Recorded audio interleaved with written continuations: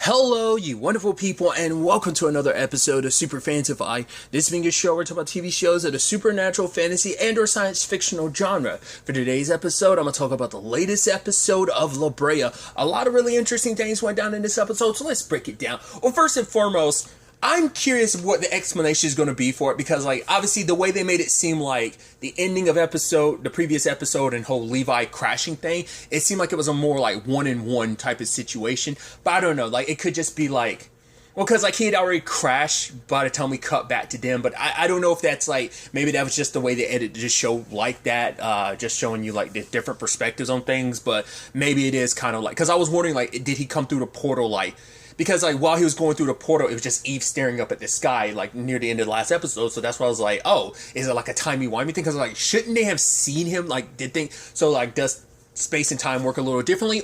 Because he ends up busting through at the beginning of this episode. So maybe that's just, I don't know. Maybe it's just like I said, just the structure of the show, or maybe it is a time thing of there's a little bit of a discrepancy time-wise between things. I don't know. I could be reading too much into it. Most likely the case. But regardless, I was like, okay, so there we go. I was like, because then how could you not see? That's the one way in and out of this place. So I was like, how could you? I was like, okay, now we got it. It did happen. I did love before all that though. You had. Obviously, Eve was talking with Sam about, family and stuff like that. It's oh yeah, he's got his wife and his son waiting for him. 25 years in November, they've been married. So obviously, Eve's in a kind of opposite direction where it's she's separated. But it's Sam's yeah, but maybe when it's all said and done, maybe when we do eventually get home, because he is, keeping his hope alive, that maybe things can be different once you get back. But at the same time, there's also the Josh and Scott thing, which I love. That he's it's named Mars because of the Roman god, but no one's going to name it for a couple more thousand years. So name it Planet Josh, And also Riley comes over joking oh, we need more heroin to help someone else. I'm just messing with you guys. Which immediately led Scott to be oh, you don't have to worry about the heroin situation because I buried it. It's what? Well, someone comes looking for it. It's if they had, they would have been coming looking for it. For now, it's probably either that person's dead or they just didn't, come down here. He's I'm usually the paranoid type, so if you guys shouldn't even be worried at all if I'm not worried. Hard cut to Lucas looking for his drugs. Can't find it. Who does he go to? Mom. It's what'd you do with my drugs? Which, I love that from a certain perspective, you can almost be what'd you do with my drugs, Mom? They were my drugs. Why'd you get rid of my drugs, Mom? It could be almost seen like that, which I think it's kind of funny to kind of view it from that lens. But maybe it's yeah, is it that really big of a deal if I got rid of your drugs? I didn't, but if I did, what's the point? There's no seller, there's no one you can sell it to down here, so. But obviously, the plane crash situation, and it's Eve, Josh, Riley, Scott, because he knows the area, and Lucas decide to go check things out. And I love that Scott sees Lucas go to the car that had the drugs, and he's freaking out. Even to the point where they were because obviously Riley's oh, thanks, if it wasn't for you, my dad wouldn't have come back. And Lucas is nah, from what I heard, you took care of him. And then she's looking Scott, hurry up. And he's nah, I'm fine back here. I'm because I love that he didn't let anyone know. He should have told Riley from the beginning, but the only person he could fight it in was Josh. To be fair, it's well, Riley's with everyone else, so he would have been Riley, come over here, can I talk to you for a second? It's because he didn't know who else to really talk to about it. Because Josh and Riley and even Sam were the only ones at the time who really knew about the heroin being here and stuff like that. So, but it's yeah, he told Josh about it. It's yeah, it's fine. You buried it. But it's just unbury it and it'd be fine. He's actually, I don't know where I buried it. It's what? I was high at the time and it was dark. It's seriously, what's wrong with you? He's a lot. I'm sorry, but it's it's fine. As long as he doesn't know about the drugs, it's fine. You'll survive as long as that. But I love that just because even Josh had told him earlier in the episode, maybe you should cut back on the weed. And he's nah. It's no, you probably kind of wish he had. But to be fair, it helps. He has anxiety and stuff like that anyway, so it helps him. Plus, this is the most anxiety-inducing situation you'll be able to find yourself in, so understandably so. But I'm skipping a little ahead. They did run into Levi. He had managed to cut himself down, ran into a saber tooth, but it's oh man, isn't it interesting how it works out? It's oh, Levi, you're here. It's yeah. It's Levi? It's yeah, he worked with my dad and stuff like that. Hey, Uncle Levi, hey, So, but it's obviously pretty awkward too because Levi and Eve haven't seen each other in like over a year because he left like 14 months ago for Germany. So reunited in the most interesting circumstances. But obviously they're trying to track the plane because, well, if the plane's in good enough condition, we can fly out of here. But it's also like, right, they're not going to send anyone else in. I'm supposed to be like, there's no like backup, no one else coming. Also, and he's, as Scott says, like, oh, perfect government cover up about the whole fact. They're like, right, they're not sending anyone else to the outside world. You're all dead, which just sucks for their respective families, especially because like for Riley, like her mom and brother are going to assume her and her dad are dead. So, the only ones whose family knows they're still alive is Izzy and Gavin. They know Josh and Eve are still alive. So they're the only ones that have some, well, for one, they're the only ones in the know about what's going on, but also they're the only ones that have that, like, because everyone else thinks like, oh, their loved ones are gone when they're actually alive. Unless their loved one is one of the, at least 2 people that we know that died. There probably were others, but there's a dude that got dragged off by the wolf in like the first episode, and then there's Eddie, which we'll get to Eddie's situation soon enough, but let's focus on Levi and Eve and them. I did love that, like, they got to the water though, and it's like he starts freaking out, Scott does, and it's like because he has a fear of water and stuff like that. But it's like, Josh is like, don't worry, I got you. I was like, the moment it got to the water, I was like, this feels like, and lo and behold, there's a giant snake. I was like, yeah, I was definitely getting Anaconda vibes from that. And it's like, yeah. Sadly, it was Riley. Luckily, Levi was there to kind of handle it. I was like, that could have easily gone sideways, but luckily, he ended up saving the day. They make it to the plane. It's like, oh, the plane's in pretty good condition, except there's a piece to the plane that needs to be replaced. Which also led to this kind of somewhat awkward point when, like, Josh was like, oh, yeah, like, I know about planes because me and my dad, like, would talk about it and work on it. And it's like, Levi and Eve kind of look at each other. It's like, this is an awkward thing. Because obviously, like, even Josh have no idea about the hell. Even only Gavin just found out about the whole Levi and Eve thing. So they need replacement parts. At first, I was like, well, we know there's a drone down here. So, I mean, granted, who knows where that's at. But maybe... Because at first I was like, they did get a signal, and it led them to, like, that village later on. But I'm like, because the moment the signal popped up, I was like, it had to be the drone, right? Because that's the only other technology that... But to be fair, like, with the grand scheme of things, like, what we end up learning in this episode, it could be, like, another plane. It could be something else. I don't know. But because I was about to say, like, even if they got the pieces, like, the drone's small, it wouldn't be enough to fit. Because I was about to say, like, not unless they get the parts. But I don't think there's anything they could salvage from the cars or the vehicles, back at base to, like, repair the airplane. So it's kind of like, yeah, we have an airplane, but because also the plane was designed to be vertically, like, lifted, so, like, it doesn't need a runway to take off. It's like everything's perfect except for the messed up parts. So it's like, other than that, it's good. So but they did get that signal, and Levi did pick up Eve's wedding ring, but I'm like, he's like, he wasn't sure about what to do about it because it's like, things are weird and awkward, so he puts it away. And obviously, Eve talks about, like, oh, like, I wanted to call you. Like, you just up and left, She's like, 4 weeks ago, I was thinking about calling. He's like, really? She's like, yeah, I missed you. You just kind of up and left us behind. Like, you were family and everything. And while that conversation was going on, like, you could tell Levi was kind of, like, happy about it. But at the same time, I think his guilt got to the best of it because he's thinking about, like, Gavin's, like, waiting for you guys. So it's like, okay, so... Gavin's visions, they're actually what led me here. And it's like, she's like, wait, what? Yeah, all that stuff we thought he was crazy for saying. Yeah, it was happening, all this. It's like, that's a lot to process because that was a big contributing factor to why not only Gavin kind of fell apart, but also his entire family. Because she's like, we took him to so many doctors and no one could ever find out what's wrong with them. So, it's just like, it put a big strain on the relationship the past couple of years. And no fault of hers. It's just like, from an outside perspective, because even Gavin didn't think they were real. So it's like, you can't blame him. It's like, oh, she should have believed him. It's like, believed him talking about, like, oh, I'm seeing this weird stuff that, like, it just, no one would immediately think, like, you know what? There's something to that. It's like, no, like, the scientific explanation would be like, yeah, there's just something wrong there, despite no doctors being able to find anything. Like, no one jumped to the conclusion, like, oh, man, you're seeing L.A.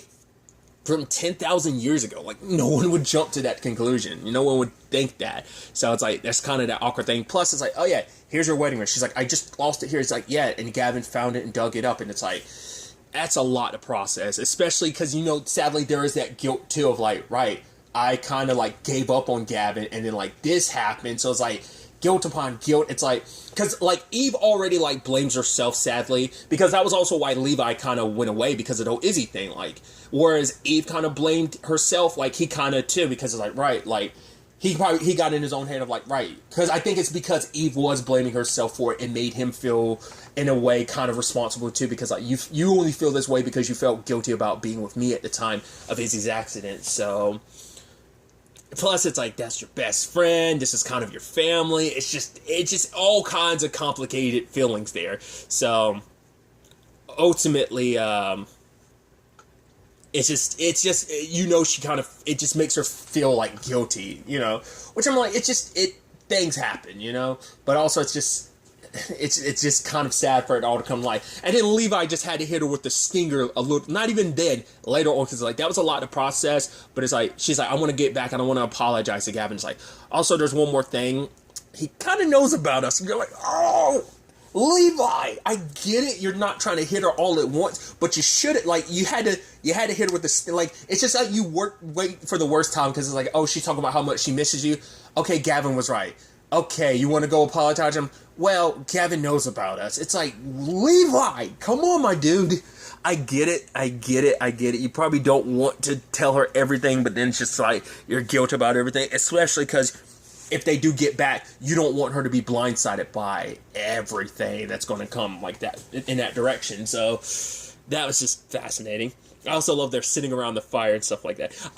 I love like the stuff between Lucas and Scott, just because like Scott's like, Lucas is like holding out his hand for Scott when they were trying to get out the water, and he's like, what, I'm not going to hurt you, and Scott's like, yeah, why would you? But like around the campfire, Riley brings up the heroin and stuff like that. They kept trying to be, yeah, oh, you saved the day, and just like, don't talk about it. Like Scott was like, don't talk about it. Josh was like, yeah, maybe we should change the subject. Natalie's like, I said Natalie. Eve, it's like, no, let's, no, I want to hear about it. It's like, yeah, heroin. It's like, wait, there was someone selling heroin. It's like, yeah, don't worry about it. Scott buried it. It's good. Like, he was right about that. And you're just like, Josh and Scott looking at each other like, oh boy. And then Lucas just look at him like, yeah, luckily no one got hurt or anything. And it's just like, oh boy. And I love that they're laying down. Scott can't even go to sleep. He's like, is he still looking at me? And Josh looks up and he's like, yep. Oh my God, he's going to kill me, isn't he? Maybe. But immediately my brain ended up being like, no, he needs you to find his drugs. Granted, he doesn't know that you don't know that, but even later on, he's like, hey, Scott, can I talk to you for a second? Later on, he's like, oh, please don't kill me. He's like, why would I kill you? My new best friend. He's like, I am? Yeah. I mean, come on. Like, you're the only one that knows where my drugs are, so I need to make sure nothing happens to you. But if we get back and I don't get my drugs, then I'm going to kill you. And you're like, he's like, quid pro quo, totally got it. Because now, like, Josh and them ended up informing Ryan. She's like, wait, they were Lucas's drugs? It's like, once again, it's like, if you guys had told me ahead of time, I wouldn't have said anything. Like, you're like, but you were being cryptic about not talking about it, So that's definitely fascinating. I'm curious what that's going to be like when they come back and, like, maybe they talk about, yeah, someone had heroin here, and it's like, well, Mary Beth knows the truth, and it's like, now that everyone knows the truth, except, like, they're the only three that knows it's Lucas's drugs, so so it's definitely going to be interesting to see kind of what happens from there, especially because, like, she's like, oh, they found Lucas's drug, but maybe they don't know it's Lucas's. That could be a whole issue in itself, but I thought that was fascinating.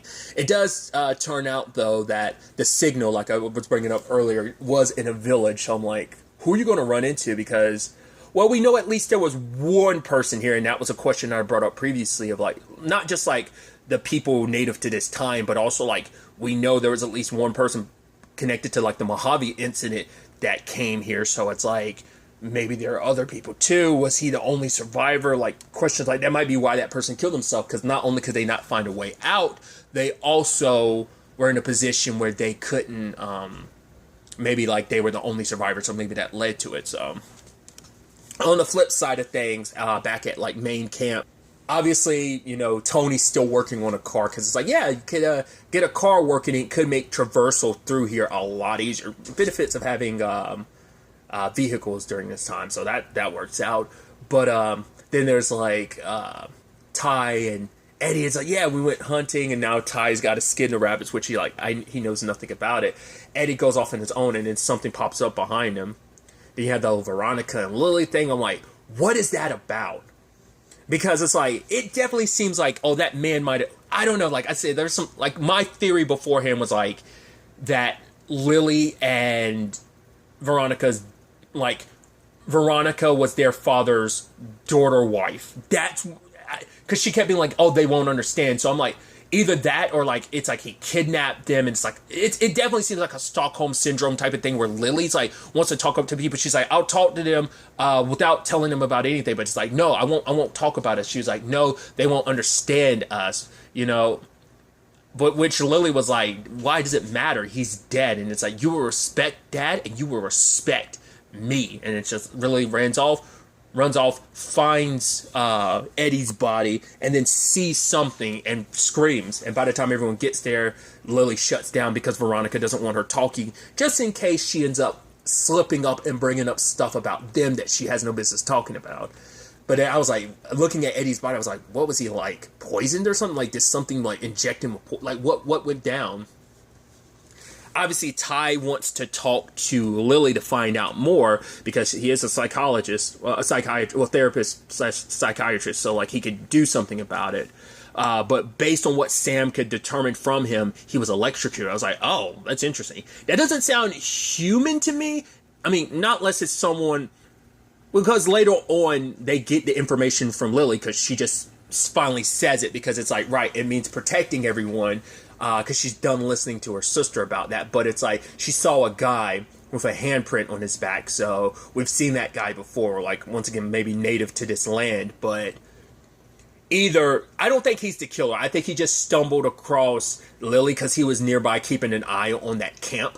That I think he saw Lily. And then obviously, like, when she screamed, he probably ran off or whatever. But I think when it came to the Eddie thing, I don't think I think it was probably a creature that might have done that. But I'm like, not unless it was not unless it was him and he just got, because like I was like, what technology would he have on him? Because I was about to say, not unless it was something that people who came here before like had on him. But I'm like, what would cause that? Because it was like, it basically, the markings on his bodies is what you would get from being struck by lightning. So it's like, it had to be something pretty powerful. So like, who and what could have done? I'd assumed it was like a monster or something that did it. But like, so far they've introduced like creatures that would have been alive prehistorically, and not prehistorically, well, around this time period and stuff, right? So would there have been anything around this time period? Maybe there is. I'm not someone well versed in a lot of, obviously this time frame, but I don't know if there's an actual creature that's alive that would be able to do that. It seemed like it would be something man-made that would do that, so I don't know. I just don't think he had anything to do with it, but I could be wrong. He is keeping an eye on that grougroup. Obviously, it does make you go, what's up with Veronica and Lily now that, like, every time, like, Veronica, like, Lily wanted to try and say something, like, Veronica, because even, like, you can tell, like, Mary Beth was picking up on it. It's like, yeah, like, because anytime she tries to answer, like, she looks to Veronica, and Veronica gives her a nod. It's like, right. So it's not that she can't communicate. It's just she's only communicating when you're allowing her. And then for her to say something, you're like, wait, you can talk? Like, you know, because they were going on Veronica's word, so now it's like, there's definitely something weird going on there. Obviously, like, there's suspicion going around, because one of the dudes was like, oh, you know, what if one of us did it? He's like, I know I didn't do it, but what if one of you guys did it? Which I think it was like Mary Beth that's like, if you want to take your chances, you can go off and be by yourself if you want to.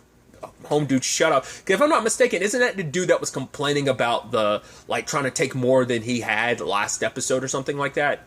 I think that was the same dude. I could be mistaken, but man, you just, every time we turn around, other people probably have their worries and complaints, but it's like, I love that you're like the main complaining dude. It's just like, we cut back to you complaining. If that's the same dude, I think it is, but peculiar situation. So obviously, our other team is going inside said village of that guy. Who they'll run into, we'll have to wait and see. But kind of tying this into everything on the outside, there's an earthquake that's happening, and because of that, and I figured, like, I was like, well, I'm sure it probably has something to do, because they referenced the explosion in the sinkhole. I'm like, well, it probably, like, made everything there like the structure nearby, like, uneven, Like, so it probably did a lot of damage in the sinkhole, so like that's what's causing the earthquake. And because of that, the operation has been shut down. They can't afford another plane to go in there and explode and cause more damage, because it can lead to some very terrible stuff. Dr. Nathan has been kind of, on leave, a sick day or whatever. It's like, no, she's been kicked off the project because she's getting the heat of it, because she's the one that's kind of pushed for this rescue mission and everything, so it kind of falls on her shoulders. As they say later on, she's the scapegoat. But looking through the files that Gavin found on her desk, it turns out, and it answers the question I had, the Mojave Desert wasn't the first incident. It was the fourth one. So at the very least, this is the fifth. Not unless there's been one in between. But it's like, okay, so if that's the fourth, what happened to 1, 2, and 3? I was like, well, if you can't use the La Brea sinkhole, I was like, then you can do something with the Mojave one, can't you? But it turns out later on, because it turns out the person that's connected to all of this, the person that Dr. Nathan was in that picture with investigating the Mojave Desert situation was, she seems like she's just like a rancher or something. So I was like, what would be her connection to this? Well, she's a rancher now, but she used to be a part of this project. Like, her and Dr. Nathan were hired to investigate the Mojave Desert incident, but when they sit people through, hence why the person from the Mojave is just a regular person, or they were aboard the plane that initially came here. They lost contact with them, so that's why I'm like, they might be some of the people they run into. Like, obviously there's probably there's the indigenous tribe that lives here, but also probably might be other survivors, or that, like I said, brought up before, the body that Eve, Lucas, Mary Beth, and Ty found last episode might just be the only survivor, and he killed himself because there was no one left. He thought, just giving up hope. Who knows? We'll probably have to wait till next episode to kind of get more answers towards that. But she's been waiting, she had learned from the mistakes previously and plans on, she had been working on a craft, and she learned from what went wrong with Levi's and made adjustments so that this one will actually work. Interestingly enough, it turns out all four of the previous sinkholes have closed up. So that's why I was like, oh, so there's no using them. They have to use the little Brea one now while they have the chance before it closes up, because if they do, they'd have to wait. Potentially, it's been 3 years since the last one. Once again, we don't know. It seems like that was the last one that we're aware of. So who knows how long it would be until the sixth one, which would be interesting, because that would probably give us context of I'm curious to learn the intervals between all of them, because this fourth one was the Mojave was the first one Dr. Nathan was working on. So who was investigating the previous three, and what were the intervals? Because it could speak volumes about this incident. Maybe as time is going on, the intervals are getting shorter and shorter. So between 4 and 5, it was 3 years. The next one, maybe a year and a half, and it gets shorter and shorter until it starts creeping over completely, where both that time and this time, maybe you have some time breaking shenanigans going on, where this could be eventually where that leads to, where everything from that time starts bleeding over into this one, and the space-time continuum starts collapsing in that regard. It could be something like that, maybe not. But now it's their last pilot backed out because of what happened to Levi, but it's now knowing Levi's alive, and it's you just happen to show up here now, it's a touch of fate. And it's yeah, Gavin is in the middle of all of this because he's got those visions, and he just happens to be a pilot too. So it's there's something greater going on here. Why he's got these visions, why no one else has. Once again, even though he crashed 20 miles away from the Mojave situation, but once again, maybe he could have flown over it. Kind of got almost a Bermuda Triangle type of situation, and just he happened to be able to escape the suction of it, but maybe he just doesn't remember. But either he was just close enough proximity, which is crazy, or he did fly over it, and that's why. We'll have to wait and see where things kind of go from here, but it's definitely going to be interesting to see where the next episode takes us with all of this. But really, that's all I want to talk about. So the next time we meet, be happy, be safe, live life to the fullest, and enjoy it. Good day and goodbye.